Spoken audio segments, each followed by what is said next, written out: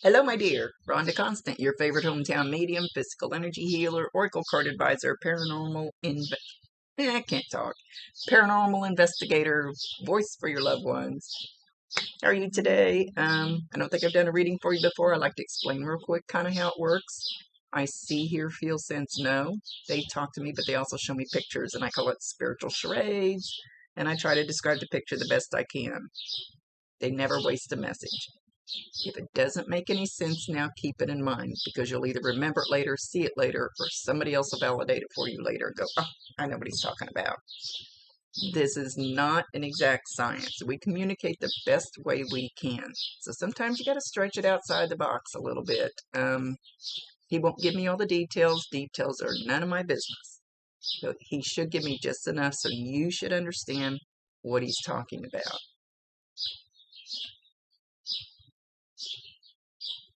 Right off the bat, he's telling me to tell you, I promise you 1,000%.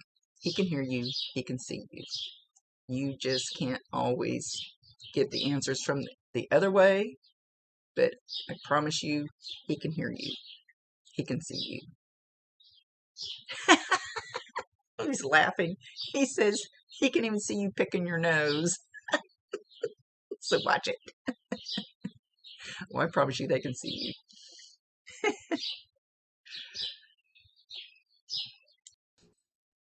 That's funny. As soon as he said that, my nose started running. Oh my goodness. And it's kind of funny because I don't know if it probably doesn't have anything to do with anything, but the two readings that I'm doing right now back to back are both Richie's. Richie. He says, Richie. I'm not, I wasn't rich. Didn't feel rich. Didn't feel rich inside. Didn't feel rich in any way, shape, or form. But he's saying it like, kind of like I'm trying to say it like he's saying it. Just, I'm like, just didn't feel that way. Didn't feel like a rich. Didn't feel like a rich.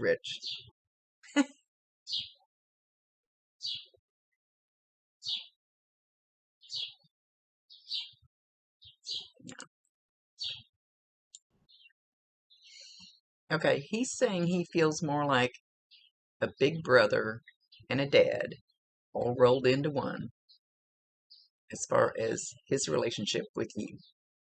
So I don't know if you guys were closer than, I always tell people, the little lady next door can feel more like your grandmother than your real blood grandmother that lives clear across the country that you talk to once a year. So it's that kind of feeling. It doesn't have to be the exact blood relationship. A lot of grandfathers can feel more like a dad to somebody because they did that role more as a father than a grandfather. Anyway, so he wanted me to explain that. He feels like a big brother and a dad all rolled into one, and some combination like that for you. He would have done anything for you, anything except stay here. He didn't want to stay here.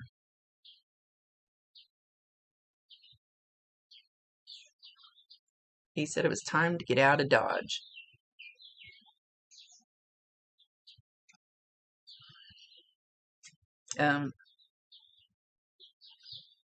Okay, hang on. What they taught me is before we come here, we decide our exit point. Why? I don't know. I don't get to make the rules. It can be when you're 1 day old. It can be when you're 100 years old. Whatever that timeline is that you're supposed to exit, it's pretty much, I hate to say it this way, but it's pretty much, because it sounds cold, when your number's up, your number's up. Because you decide that before you get here. Like I said, I don't know why. Anyway, it was time for him to go. Almost. He cheated it a little bit.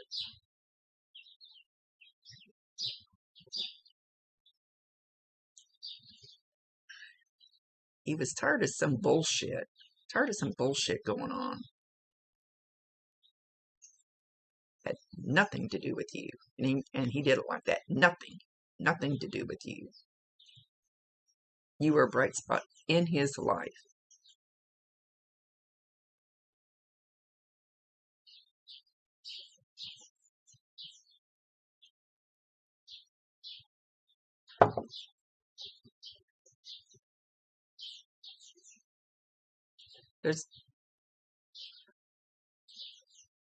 So there's going to be a full moon next Wednesday on the 26th. It's like he's showing you outside looking at the moon. So I'm guessing you've done this before. Back up. Good grief. It's like I'm in my face. Like maybe you've done this before. Gone out and looked at the moon going, where are you at? What are you doing? Why did you leave? You know, like maybe asking the moon questions. He heard you. Like I said, I promise you he can hear you, he can see you.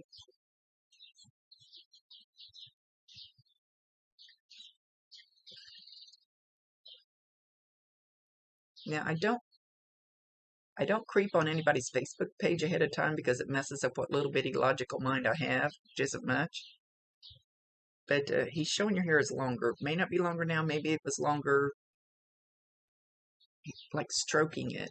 Like, it looks more like you play with your own hair, though. I think he's trying to validate that he sees you or that it's him. Like kind of like you take your hair and you just kind of stroke it or mess with it a little bit. Kind of like a habit.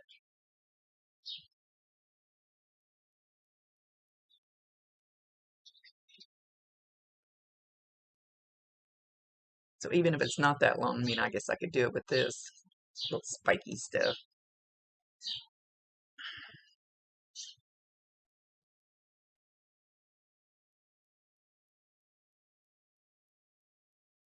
He said he can still be the big brother, father combination to you even now. Ask him to help you. Ask him to be by your side. Ask him to be your protector. Ask him, okay, so this is they always come in on my right, so it doesn't have to be the right. But it's like he's got his hand back here, like on my back, like touching me just to let me know, ooh, really feel the energy, just to let me know that he's there. It's not like a hug. It's not like he's just got his hand back there. You'll feel that. You might feel a warmth. You might feel a tingling. You might feel an itching. You could feel needles poking you. Everybody feels the energy different. I don't know how he's going to do it to you, and I don't know for sure exactly how you will feel it. But you could just feel a little bit of pressure. We don't have fingers anymore because we don't need them once we leave. This is just like our vehicle to run around on earth in, our spirit, our soul, to learn different things. He's talking about honey, Honey, but he's not calling you honey. He's actually showing me the little, what do they call it, Boo Bear? I don't know. Actually, I've got one by my sink. I was just in there messing with it a while ago. The little honey jug, little honey squeeze bottle. So I'm not sure why he's referring to that unless you just bought some, you were just getting ready to buy some, you just used some. Maybe he liked it, you like it, I don't know. He's not saying. Sometimes I just throw words out. I always try to get them to validate for sure that it's them. So, I love you. I'm trying to repeat it like exactly as he's saying it.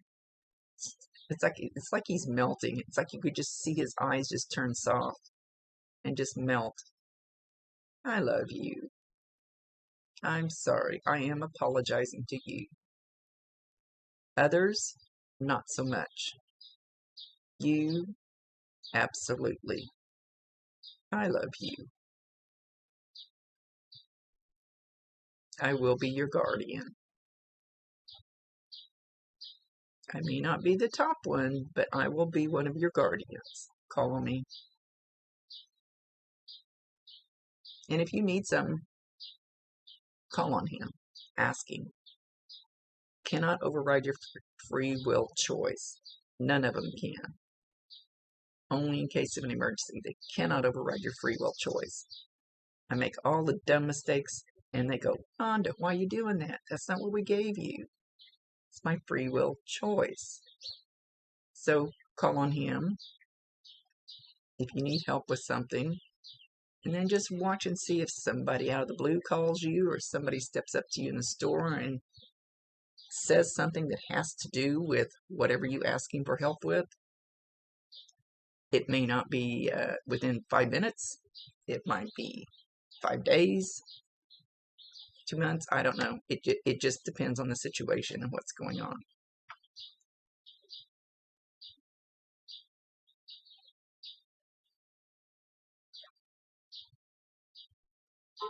You've got great things ahead of you. He says you have a sparkle in your eyes. You have this spark in your eyes, and you're not quite sure what to do with it yet. He says you're going to find out. He's going to help you.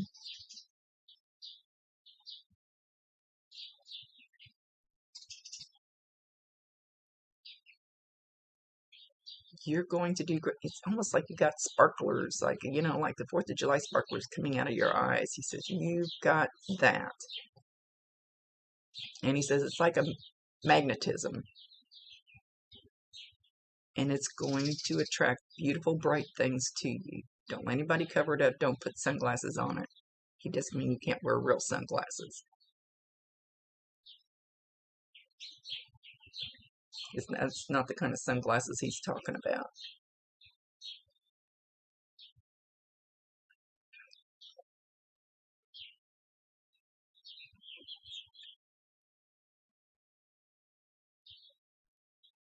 All right, he's taking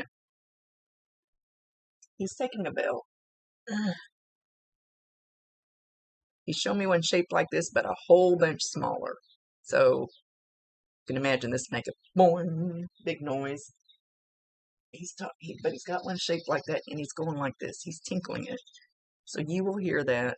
It doesn't really sound like wind chimes unless you have some bells on a wind chime, which I have some right outside my kitchen window that my friend made me, the little bells on it.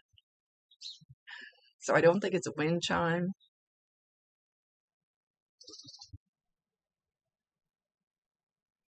Something about a little bell tinkling. It's going to be a sign to you when you hear this. So whenever you hear this little bell tinkling, you could be walking through the store. You can be in your house. You can be in your car. It doesn't matter where you're at. And you hear this little bell tinkling. He's not telling me what it's going to be or if it's going to be different things. It's going to be a sign. So whenever you get a sign from him, validate him, acknowledge him, tell him you love him, and ask him to bring you more. He's all around you. He's back there putting his hand on my shoulder again, on the back of my shoulder. He keeps drawing my eyes to my little heart. This is a little sequenced heart. And you see, it broke off of somebody's something. But I got out of my vehicle in a parking lot, and I looked down as I opened the door, and there was nobody around, and here lay this little heart made out of beads. So I thought, well, I know that's a sign, and I know who it's from. I brought it home, laid it by my computer, and a night or two later, fell asleep on the couch and woke up, and it was laying next to my couch. Now, I'm sure my cat drug it over there, but that's not the point. The point is twice it showed up. So watch for those signs that do something like that. Something, you're probably not going to find a heart made of beads, but it's going to be something. I don't think he's quite decided exactly what he's going to do. He's going to be sending you signs. It's like when I went out the cemetery every week asking for where's my damn sign? 10 times a white butterfly came, circled my head, and left. It took me 10 times the repeating of the same thing, trying to get my attention. The 10th time I went, duh, there's my sign. So it's like that. So watch for that, something repeating. It could be, he's not saying. Everybody knows about cardinals and butterflies and feathers and stuff, but I always ask them to do something unique that will be something unique from him to you. He's not coming up with anything clear, so I don't know that he's decided yet. Sometimes it takes them a while to figure it out, how to do it. If you ever watch the movie Ghost with Patrick Swayze, that is so close to what I do. And except for the demons come up and drag the guy away. Now, I've never seen that. Nothing like that. But where Patrick is in the subway with the spirit, and the spirit is teaching him how to flick the bottle cap and kick the can. It's like that. Sometimes it takes them a little while how to use their energy to move something without these. Because we don't need these anymore.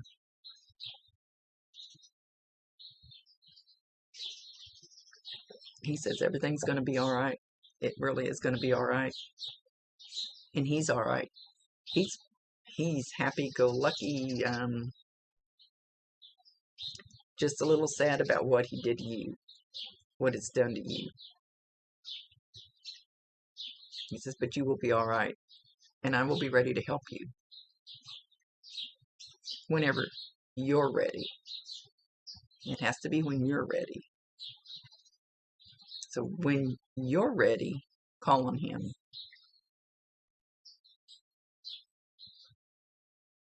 Just call on him. Just say, I'm ready. That's all you got to say. You don't even have to say what you're ready about. And then just watch how things kind of fall into place. Or, like I said, who you run into, who calls you, what job opens up, whatever it is. He says you have the spark. And you've got the spark up here too. And he's going to make sure you understand how to use it for good, for the better, for the betterment of the world.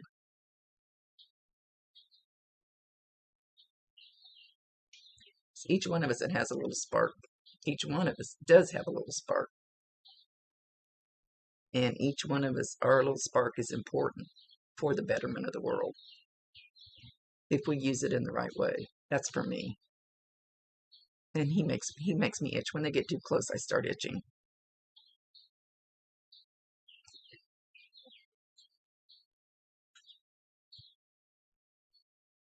He says, say it again. Love me as I am, not as I was.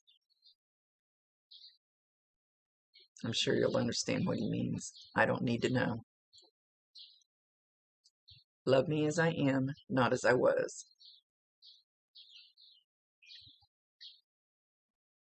So, that's cute. I didn't even notice it before. I've got this tape measure. It's been in front of me for days, and he drew my eyes down to it. And it says, Lifeguard Yellow. But I saw the words lifeguard. So there you go, guardian. He's going to help you be a lifeguard for you. Call on him. I don't think the name Stanley has anything to do with it, but the lifeguard just boop. You know, everybody has guardian angels.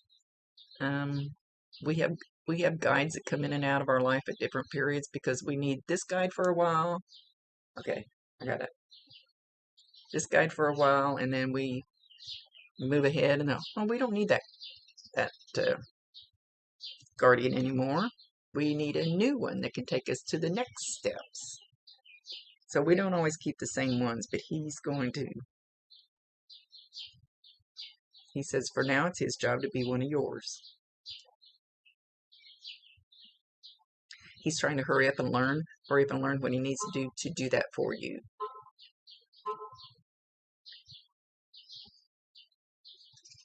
Know that he loves you very much.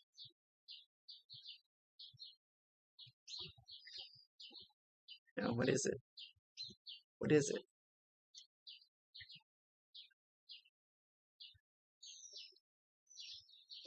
He's telling me something about a smell. A smell. When you smell it, it's going to remind. He's not being very clear.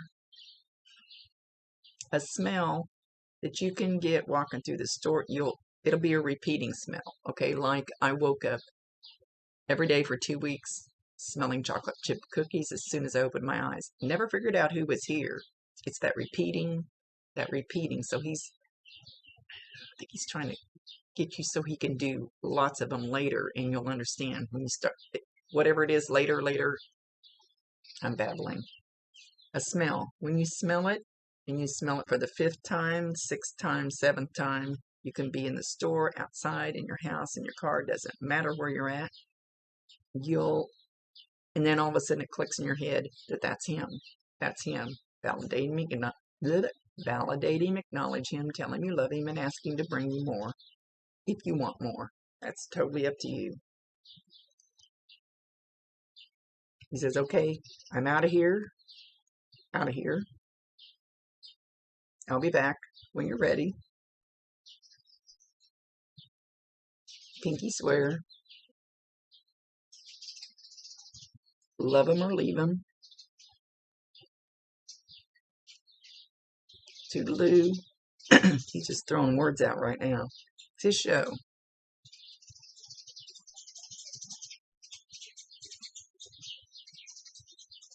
Hippity hoppity. I don't know what that means. Hippity hoppity. With that, he's leaving.